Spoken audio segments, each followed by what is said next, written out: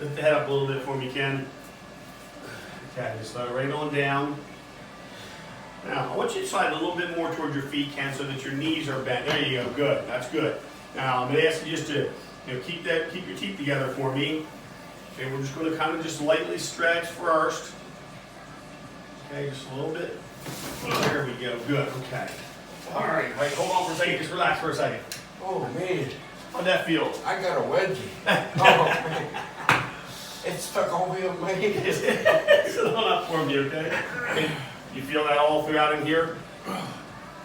Mid back too, or just Yeah. close in the cervical? No, all Gonna knock your hearing aids out? huh? Gonna knock your hearing aids out? Next time we should probably take those out just in case. You think? Yeah. No. Feel all right? Yeah. You said last time you did that, it helped a lot, huh? I don't know where is it. Would your neck affect the middle of your back like that? Sure, absolutely.